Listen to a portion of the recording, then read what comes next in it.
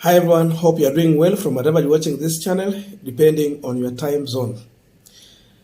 Now, the breaking news in Kenya, as we're speaking now, is that China has finally slapped Kenya with 1.3 billion shillings fine for defaulting on SGR loan. Kenya, as a country, was rated among the middle class globally. That alone meant that Kenya cannot go for this consensus loan. This one they are giving to countries that are still underdeveloped, they are coming up. But remember, Kenya is in the middle there. So they are above that loan. They cannot get such loan. That means what Kenya can go for is commercial loans. So Uhuru Kenyatta had no option but to go for China because we are above that. And the truth of the matter is that right now, whether William Samoei Ruto was going to revert back the services of dry port in Naivasha back to Mombasa or not, Kenya was bound to default on the loan. That is the truth. So we must start by telling the people the truth. I'm saying this because in 2020, already there was no money to pay for this loan. So Uhuru negotiated. They pushed it to 2021.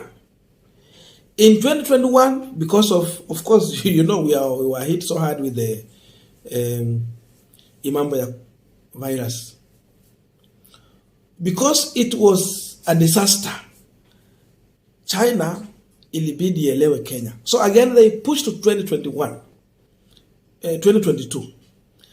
And now 2022 is here. Kenya is yet to pay. So it has defaulted for 3 good times consecutively. And because of that, China has nothing to do but now to fine Kenya for defaulting on loan. But here is the worst. I want to explain to you, but before I go deep into that, just a quick request. For those who are watching and they have not yet subscribed, I'm still humbly requesting you for you to subscribe so that another time, once we release a video like this one, you will always get notified. Again, to all our eternal subscribers and anyone who drop comment, I must say thank you so much for your unconditional support. Again, I'm requesting you to give our video a thumbs up so that YouTube can recommend our videos to more viewers. Back to our discussion. Now, you know what President Ruto did is just the worst. Gachagua has been telling Kenya that when you find yourself, you are digging a hole and you are continuously going down. The only thing you need to do is to stop digging the hole and get out. But in reality, what Ruto has done, he is continuously digging the hole. Remember, paying for this SGR, it needs to pay by itself. But how was Uhuru managing this? You make it mandatory for all people with their logistics to use SGR, then get cleared from Naivasha. So all those costs, they were helping to clear the China debt. That was the first thing. But now that service is no longer there. Tell me, pesa tatoka wapi?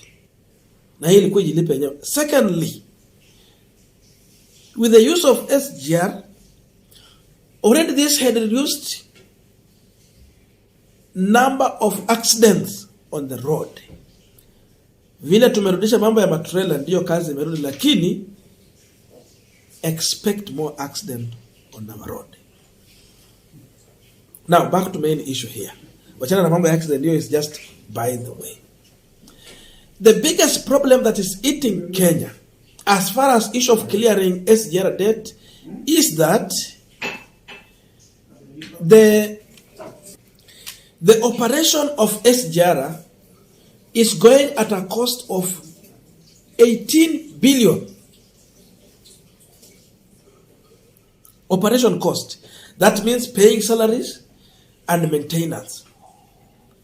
Hiyo mshahara ilipi wa Kenya. Even the person who is cutting the receipt is a Chinese. So they are running their own program there. So despite the fact that they cannot manage to pay the loan, already even in the last month, they did not raise the amount required to run this program. They raised 13 billion instead of 18. Look at that. 13 instead of 18. So it means even paying for these workers or employees is a headache. And then Ruto has just reverted it back to Mombasa. Just look at that. We are in danger. And the danger is, for those who heard Musalia Mudavadi some time back, when he was calling on President Uhuru Kenyatta and the team, the retired president, to come clear on assets that they gave to Chinese government as a surety for this project. Up to now, they did not. But the truth of the matter is that hiyo port ya Mombasa is a surety. And maybe utapata, maybe hata JKIA is part of the surety. So it means if Ruto will go in this way and he end up missing to pay this loan, then he is auctioning Kenya. These people will take over the management of the port, and maybe soon they will land at the airport. And that alone leaves Kenya with nothing to control at all. Wataingiza ile wanataka na ile wanataka kutoa. Kama mnaongea kuhusu mambo ya kuleta these goods, zile the goods that comes in, actually compromised goods, sasa zitaanza kuingia. Saizi tunaongea mpaka kuhusu hizi dawa za kupanga uzazi. China bring it in Kenya here in the name of herbal, but it's not. It's a killer. It's a cause of cancer. So that is the direction we are heading to if Kenya will not manage. Now you see, this is a fine they have to pay on top of the loan that they already owe China. In as much people were happy that the services were reverted to Mombasa, there is a huge danger. They might even end up losing the operations in Mombasa, and it will land in the hands of Chinese. And you see, hii pesa wanasema 18 billion for running this project. Actually, it is this Chinese who are drawing this huge salary. Because a Chinese will not move all the way from China and come here once they kumulipa maybe 50,000 or 100,000. These people are paid on top dollar. So they're the one who are drawing this huge salary from the word go. Hao ndio anakata receipt. Mkenya mwenye anakata receipt utamlipa pesa ngapi? I think kama ni nyingi, of course, maybe 30,000. They can go even as low as 20, even 15. We know them. But a Chinese cutting a receipt is being paid on top dollar. So we are just glaring on danger. Ruto made a popular decision, but this popular decision is going to cost Kenya if we are not careful. Ruto should come clear with President Uhuru, and they should come clear on the asset they gave to China as a surety to SGR, because I know SGR started in 2014 there. When they took over the first government, that's when they started the issue of SGR. Ruto defended this thing so much. So it was their project. He's aware on how they were running it.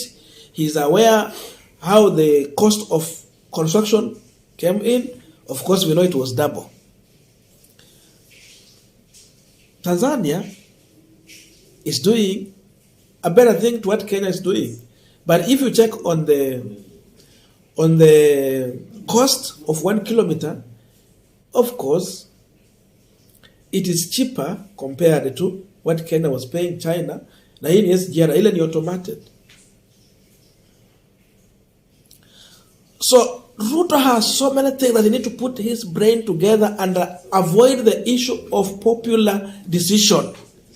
We said we needed a president who will not react on emotion. A president who will consult and take the rightful decision which will serve the interest of the country, not an interest of few individuals. Walisema Uhuru alikuwa anakimbiza SGR kwa shamba yake. Whether it was true or not, but there was value for that. It could pay at least to some good amount. But as of now, it means even next month, we might end up defaulting. So this government is running at a higher speed. An accident is inevitable. Thank you so much for listening to me up to this far. May good God bless you. See you in our next video. But please remember to subscribe to Kenya News K. See you in our next video.